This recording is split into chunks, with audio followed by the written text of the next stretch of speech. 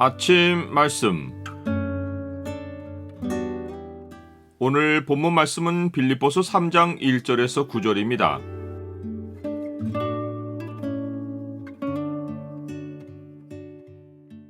계속 주를 알아가고 주 안에서 나를 발견하라. 오늘 본문을 소망의 창으로 보면 사람이 어디에서 자기를 발견할 수 있는지가 보입니다. 소망의 창을 보여주는 구절은 3장 9절입니다. 그 안에서 발견되려 함이니 내가 가진 의는 율법에서 난 것이 아니요 오직 그리스도를 믿음으로 말미암은 것이니 곧 믿음으로 하나님께로부터 난 의라. 사도 바울은 자기가 감옥에서 살아나오는 것이 빌립보 교인들의 유익을 위해 할 일이 남아있기 때문이라고 말했습니다.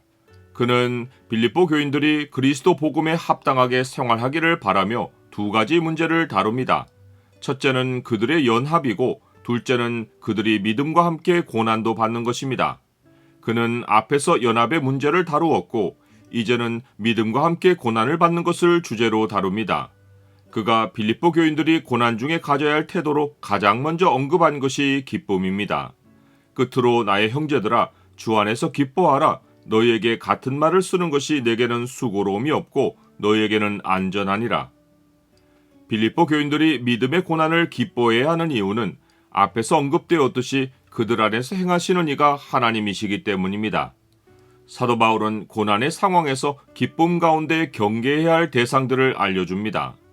개들을 삼가고 행악하는 자들을 삼가고 몸을 상해하는 이를 삼가라. 이들은 유대주의자들입니다. 유대인들은 이방인을 혐오하여 개들로 취급했는데 사도 바울은 오히려 유대주의자들을 개들이라고 부릅니다. 이는 혐오스러운 자들이 이방인들이 아니라 그들인 것을 단적으로 표현한 것입니다.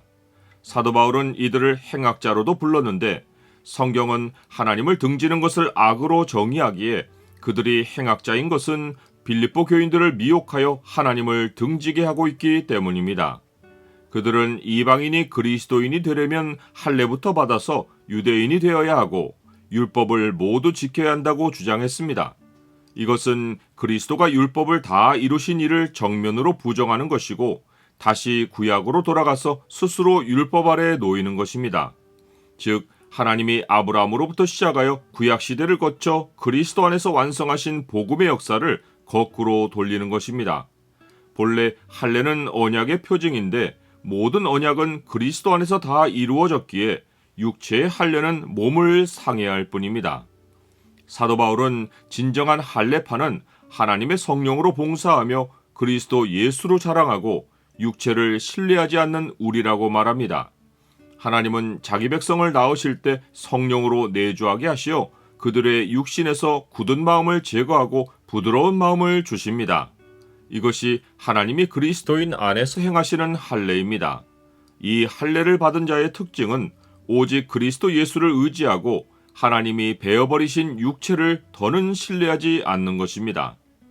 사도 바울도 그리스도인이 되기 전에는 유대인으로서 자긍심이 대단했습니다.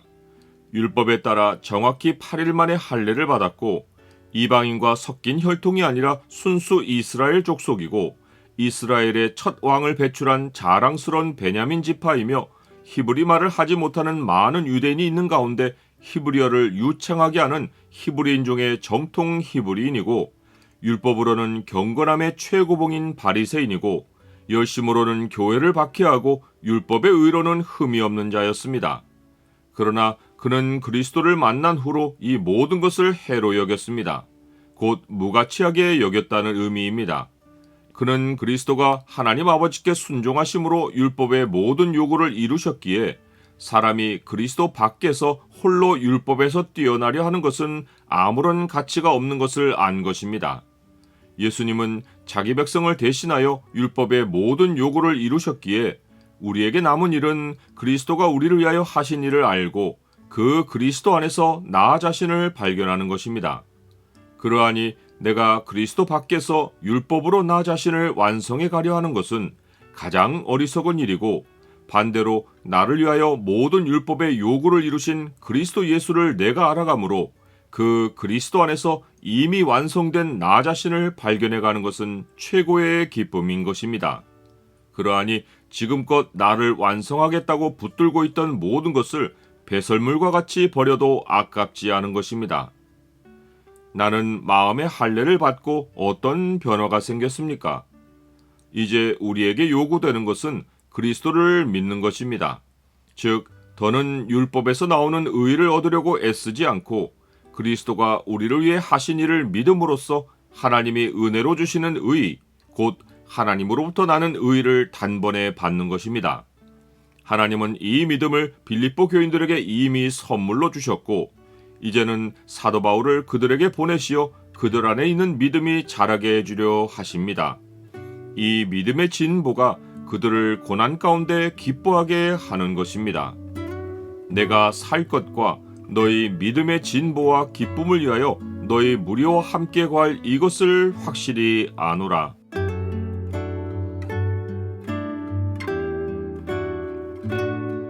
주님, 저의 마음에 할례를 행하시고 제 안에 성령을 거하게 하셔서 진리를 가르쳐 주시니 감사합니다. 진리를 배울 때 주를 아는 지식에서 자라고 주 안에서 저를 발견하게 하옵소서. 주를 아는 만큼 믿음과 기쁨도 커가게 하옵소서. 예수 그리스도의 이름으로 기도드립니다. 아멘.